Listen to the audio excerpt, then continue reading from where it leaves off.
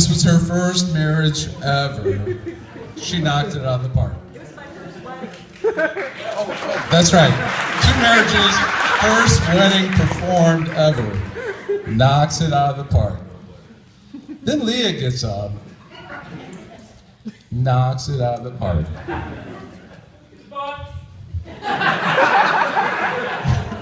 I'll get to you later.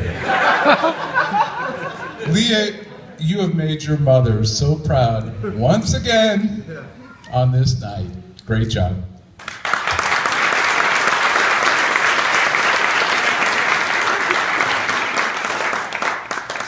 It appears I have a new title this evening, one I was not expecting. Minister's Husband. What the hell? I married an executive and I get a minister's husband now. And now I think she's lined up jobs to go forward because she was so good.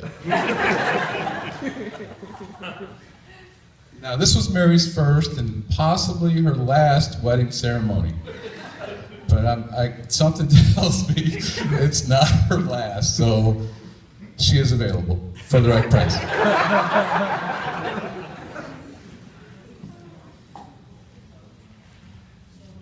All right, that was done. I would like to welcome you all to this long-awaited ceremony. After such a brief 15-year engagement, 15 years. You know, Tom, this would have been so much better 15 years ago. I'm telling you right now, it would have been so much better 15 years ago. I'm too old for this stuff. Are you kidding me? 15 years. Life sentences in prison are less than 15 years.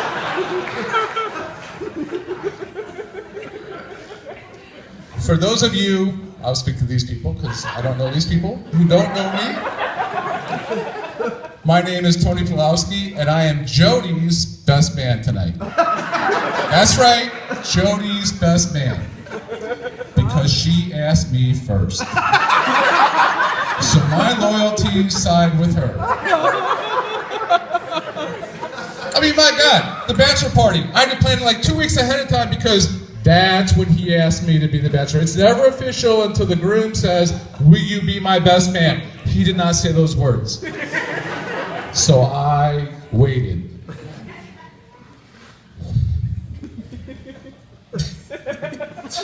Pretty good so far? I'll try to get better. You know what?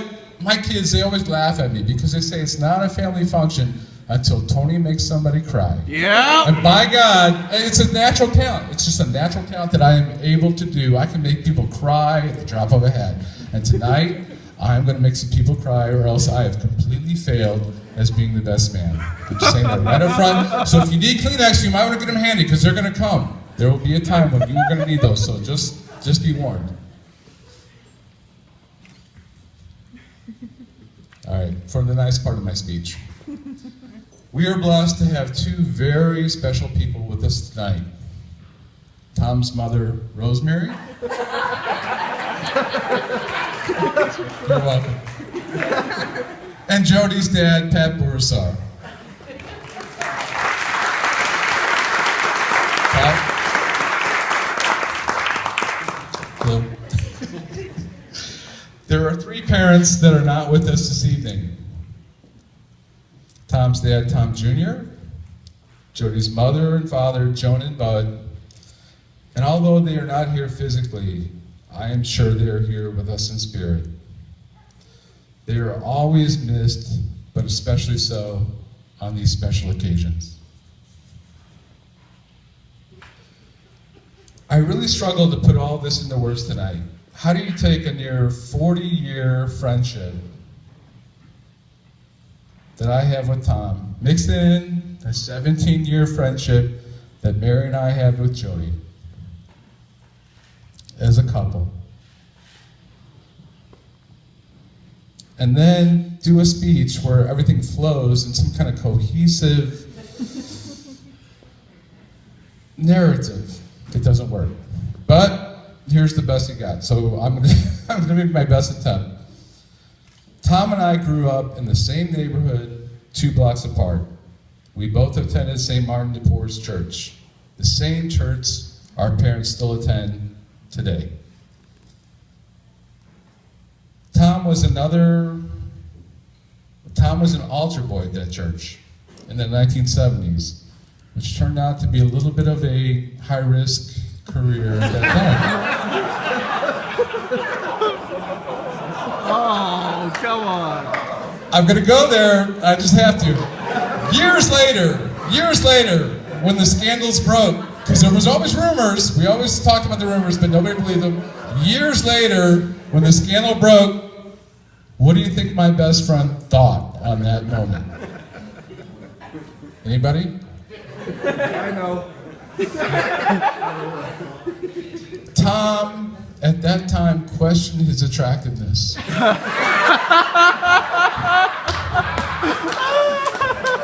Why didn't they want me? Why? Are you kidding me? I never said he was completely normal. I'm just saying this is what he thought.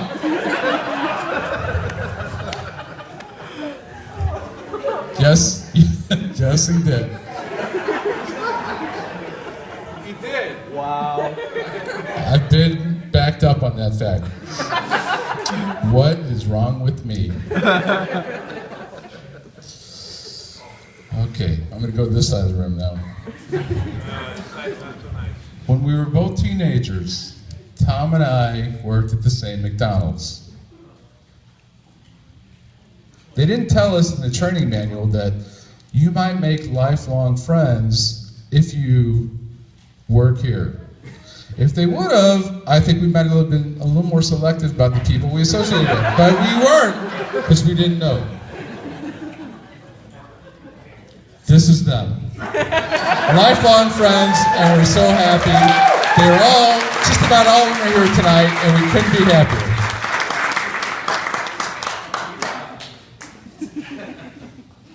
Moving on. I'm saying this is a 40-year friendship, so there's a lot of information to cover. In 1986. 1986, that's not that far ago. What?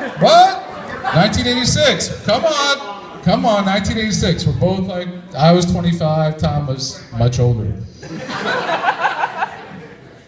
Tom and I married 2 girls the first time. Terrible mistake, whatever. At St. Kevin's Church. St. Kevin's Church, 1 month apart. Think about that.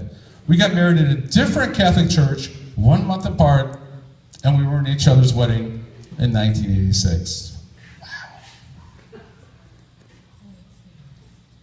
About 5 years later, fast forwarding, we both find ourselves divorced and broke. We came up with the brilliant idea, wow, we're too poor to afford to live alone and go out and have a great social life. So what we will do is we will move in together, save money, and spend that extra money on doing all the stuff we want to do that we can't afford to do. And guess what? It didn't really work. Oh my God, do we have fun? I mean, in the wintertime, we played in a pool league together, in a bar circuit. We went to Blues hockey games. We were season ticket holders, like big shots. Like, wow, season ticket holders at the Blues game. Summer times, we played on 2 softball teams. We went to Cardinal baseball. We were season ticket holders there. Baseball games, horse racing, and casinos all year round.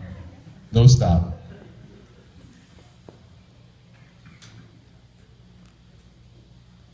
Times were good, but the good times do not always last. The true test of a great friendship is how we make it through the hard times. And hard times were definitely headed my way. This is hard to talk about, but I'm going to try to do it on the worst day of my life. I only had to make 1 phone call, and it was to Tom. The day was July 19th, 1993, and my 5-year-old son, Nicky, lost his battle with cancer on that day. Tom got the word out and was very supportive throughout that dark time. We'll fast forward from that obviously terrible time to 4 years later, when the happiest day of my life occurred. It was April 19th, 1997. Tom was my best man. On that day, the minister and I decided to tie the knot. And I think our minister was probably less qualified than Mary was, but that's just my opinion. I don't know. Tom was my best man. And it was on that day that I realized, as he gave his best man speech, how much he was in love with Jody. He gave the most, I have no idea what he said, no idea, but he gave the most eloquent speech. And he was so full of love and passion, and I knew it was all about Jody. And that day I knew Jody was the one for Tom. Jody is the perfect companion for Tom. She is beautiful, she is fun-loving, she likes to play golf, she loves to take long romantic walks, be it on the beach, be anywhere. She loves to take long walks. She also shares Tom's passion for travel. She truly completes him in every way. Mary and I feel so lucky to have both of them as our best friends. For almost 20 years now. And we really look forward to the next 20 years. So everybody, take your glass.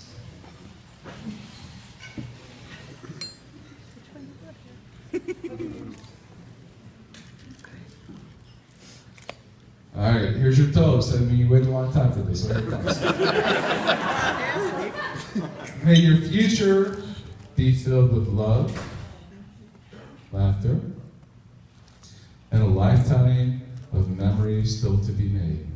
To Tom and Jody. Cheers. Thank you. Thank you, Jody. Thank you.